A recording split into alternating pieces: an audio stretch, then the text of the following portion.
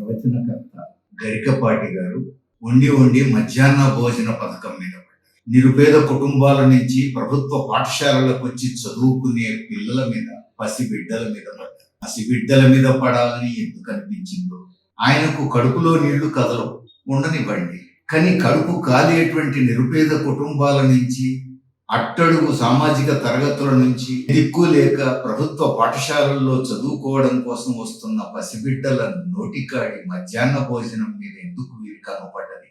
పైగా ఎంత హేళనగా మాట్లాడారు. ఆయన మాట్లాడిన మాటలు చూస్తే కడుపు తరుక్కుపోతుంది ఎవరికైనా. మరి ఇంత మాట మాట్లాడొచ్చా?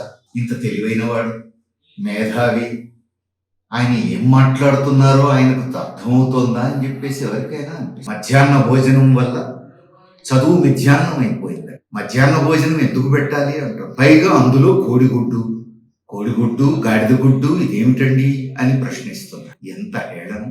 అసలు మధ్యాహ్న భోజన పథకంలో కోడిగుడ్డు పెట్టడం ఏమిటండి, వాళ్ళకి బుద్ధి ఉందా అని మాట్లాడుతున్నారు. ఈ బుద్ధి ఉందా అనే ఆయనకు బుద్ధి ఉందా అనే ప్రశ్న వేయాలి కదా ఎవరైనా.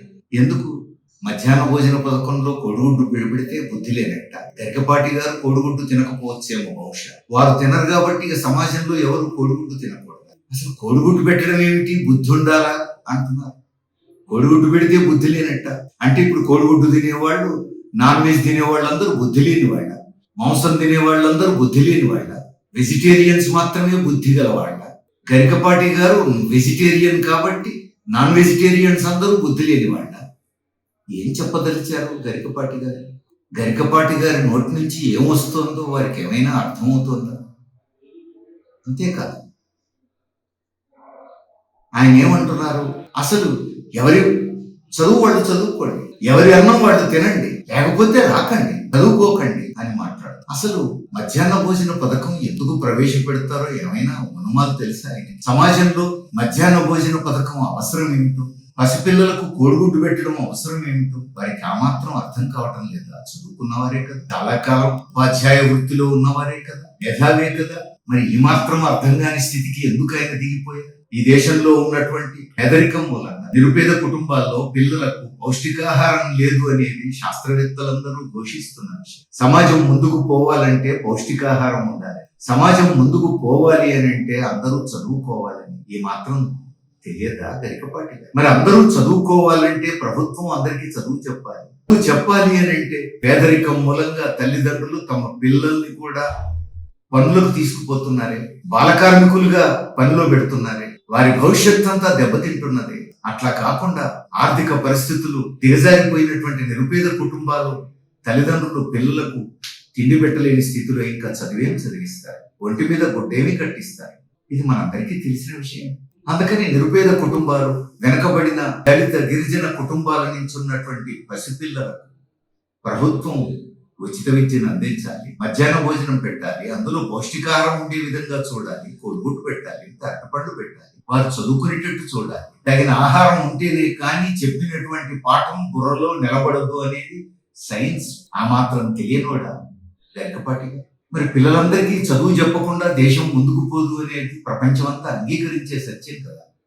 పసిపిల్లలకు, నిరుపేద కుటుంబాల పిల్లలకు మధ్యాహ్న భోజనం పెట్టడంతో, అందులో కోడిగుడ్డు పెట్టడంతో ఇంత ఆగ్రహం ఎందుకు వస్తుందో, ఎందుకు ఆగ్రహిస్తున్నారు, ఎందుకు అడ్డగోలుగా మాట్లాడుతున్నారు? ఇప్పుడు నిరుపేద కుటుంబాల నుంచి వచ్చినటువంటి పసిపిల్లలకు మధ్యాహ్న భోజనం, కోడిగుడ్డు ఆయనకి ఇంత ఆగ్రహం తెచ్చింది.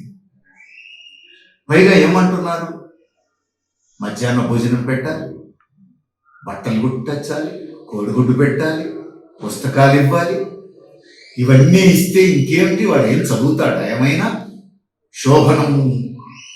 శోభనానికి పోతున్న మనిషిలాగా పోయి కూర్చుంటాడు. అంటే మధ్యాహ్న భోజనం పెట్టి, పుస్తకాలు ఇచ్చి, కోడిగుడ్డు పెట్టి చదువుకోమంటే వాడు చదువుకోడు, శోభనం గదిలోకి పోతున్నట్టుగా కూర్చుంటాడు. ఎంత అవహేళనగా మాట్లాడుతున్నాం. పైగా పసిపిల్లల గురించి ఇంత హేళన చేయొచ్చా?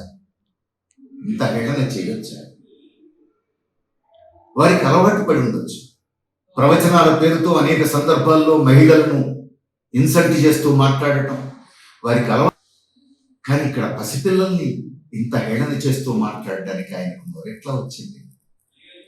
పైగా ఏమంటున్నారు, మధ్యాహ్న భోజనం పెట్టాలంటే వీళ్ళకు, మళ్ళీ అందులో బల్లిబడింది బిల్లిబడింది అంటారు. పడవా అని మాట్లాడుతున్నారు, పడవా అని మాట్లాడుతున్నారు. ఎంత బాధ్యత రాయించి పడతాయా?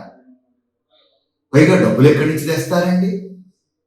డబ్బులు ఎక్కడి నుంచి తెస్తారు?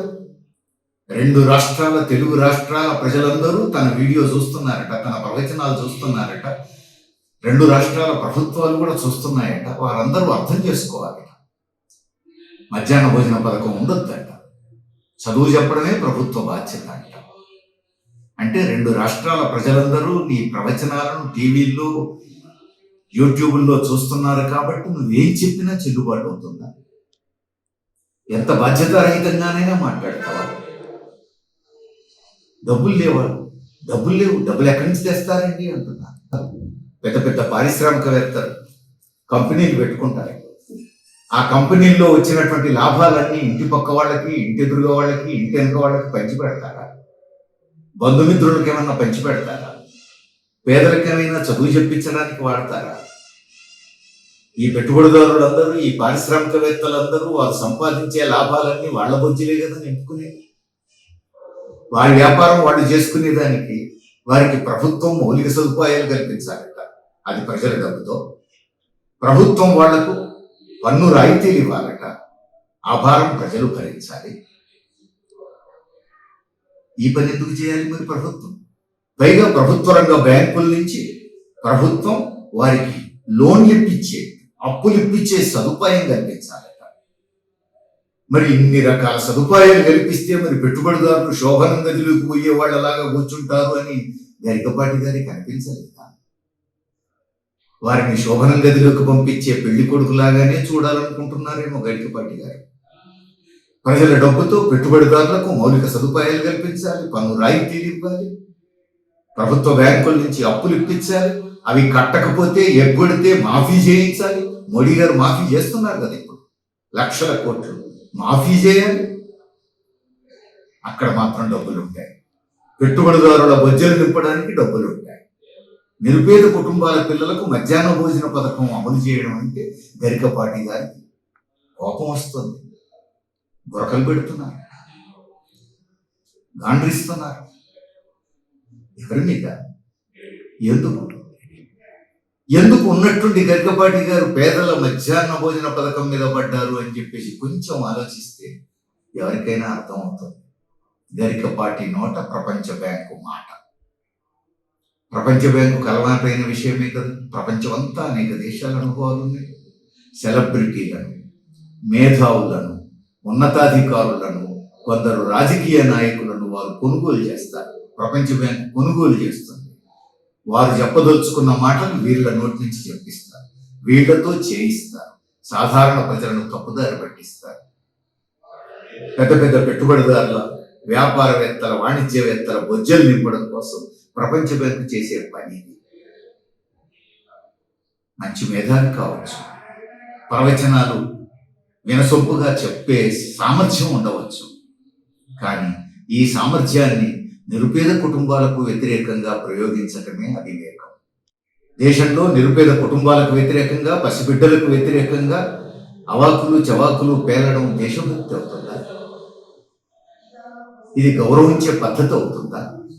ఇది సంస్కారం అవుతుందా? ఇప్పుడు ఆలోచించుకోవాలి గరికపాటి గారు. కొంతమంది గరికపాటి గారి వీరభక్తులు బయలుదేరారు. అసలు ఈ మాటలు గరికపాటి గారు అనలేదు, అని ఉండరు.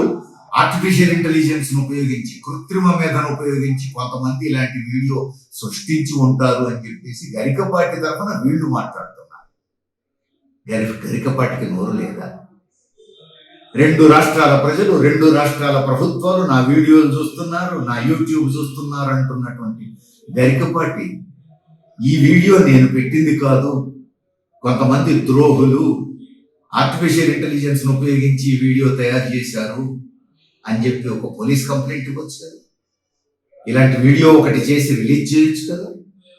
మరి ఆయన పోలీస్ కంప్లైంట్ ఇవ్వలేదు.